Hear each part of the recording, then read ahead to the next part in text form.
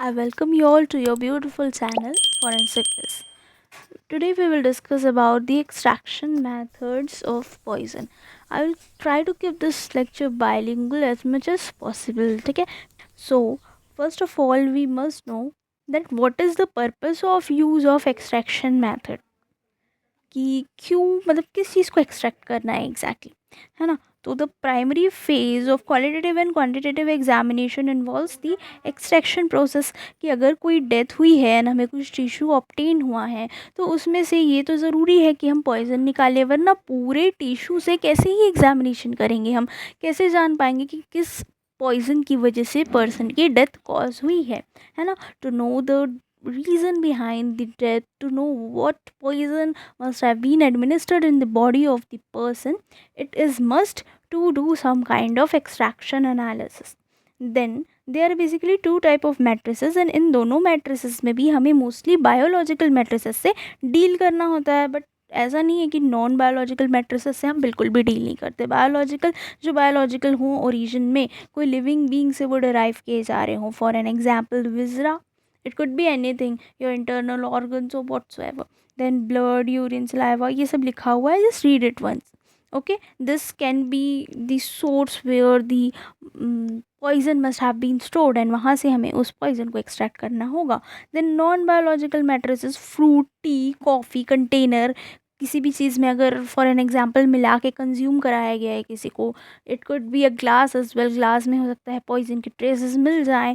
so there are high chances that we must tackle the cases where non biological matrices must have been involved. but यहाँ पे हमारा focus अभी biological matrices पे होगा. first method that we will discuss is dry ashing method. now what is an ash? ash राख को बोलते हैं. ये देखो, this is the image of an ash. so dry ashing method, this content is taken from EPG पाठशाला beautiful and Flipnet initiative. And इसका जो link है it is given in the description box, so you can download the content from there itself. Here's the explanation. Dry, you just have to focus on the method of extraction, nothing much than this. So dry ashing method में first of all you have to take some amount of tissue or whatsoever the biological material. This is the Bunsen burner and this tissue should be kept in some silica crucible. मतलब कुछ भी ऐसा container हो सकता है which is made up of silica and it will be heated in the Bunsen burner. This is the Bunsen burner. क्यों heat करना है? To eliminate the moisture. जो भी मॉइस्चर का कंटेंट है वो सब एलिमिनेट हो जाएगा. अब एक बार इसको हमने हीट कर लिया, उसके बाद इसे मफल फर्नेंस में रख देना है. ठीक है. अब make sure that the temperature of muffle furnace should be raised up to 550 degree centigrade. ठीक है. एंड इस टेम्परेचर तक हमें क्यों रेज करना है, क्यों हमें इतना टेम्परेचर बढ़ाना है, क्यों नॉर्मल छोटे से टेम्परेचर पे हम काम नहीं कर सकते? Because there is a need to burn the organic material as well. अब ऑर्गेनिक मटेरियल क्या क्या हो सकता है जो टिश्यू में पाया जाएगा? It could B protein, it could B amino acid, lipid, collection of protein in large amount, that is amino acids, or it must be some enzymes whatsoever. These are all the organic matter that has to be burned. इसीलिए 550 degree centigrade तक हम temperature लेके जाएंगे. Then इसके बाद एक बार हो गई बर्निंग, टेम्परेचर भी हम ले गए ऊपर. अब क्या होगा? जो भी ऑर्गेनिक मैटर है इन सबको सिलिका क्रूशिबल में कुछ 1 घंटे तक रखा जाएगा. ठीक है. ऐसे ही ये बर्न होता रहेगा, उसको रख दिया जाएगा. एक बार हमारे ये काम हो गया, जला लिया, सब कुछ हो गया, ऑर्गेनिक मैटर भी निकल गया. अब इस क्रूशिबल को, इस जो भी सिलिका कंटेनर है उसको हम बाहर निकाल लेंगे. बाहर निकालने के बाद एक बहुत ही क्रूशियल स्टेप होगा जो कि कलर को नोट डाउन करना होगा. Look, here's the paragraph.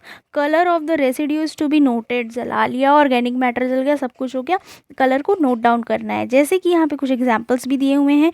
Zinc, the residue will be yellow in colour. वहीं पे अगर कॉपर होगा तो bluish green colour. If you remember that copper sulphate को ब्लू पेट्रोल भी बोलते हैं, तो तुम वहाँ से इसे याद कर सकते हो.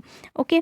सो अब ये चीज़ें हो गई, कलर भी नोट कर लिया. बट हाँ, ये कोई एकदम करेक्ट आपको ओवरव्यू नहीं देगा that this is the poison which is 100% present, because the correct overview or the correct result will be obtained only after performing the instrumentation analysis. Okay, so the अब ये जो रेसिड्यू रहेगा silica बोल में जो present है, जिसका आपने कलर नोट डाउन किया है, it will be boiled with 10 ml of 4N hydrochloric acid. Boil it. This is the residue containing silica. After boiling it, इसको not precipitation but एक filter paper low and filter it out whatsoever the residue is. क्यों filter करेंगे? अब इसमें से जो भी acidic component होगा वो सारा बाहर चला जाएगा और हमारे पास सिर्फ और सिर्फ टिश्यू बचेगा. Clear acidic solution is tested for metallic poison. ठीक है, अब वो जो सॉल्यूशन आपके पास बचा एसिड कंटेनिंग सॉल्यूशन, उसमें कुछ ना कुछ टिश्यू के तो रेसिड्यूज भी आ ही गए होंगे, या जो भी पॉइजन था उसका भी कुछ ना कुछ एक्सट्रैक्ट तो चला ही गया होगा. Now it will be tested to figure out the metallic poison. So basically this test was based on the identification of metallic poison, whatsoever metal it could be, copper, bismuth, ye wo its name are given. Check it out by carrying out general group analysis, and chromatographic technique या other instrumental technique can be used for the purpose. तो ये था dry ashing method.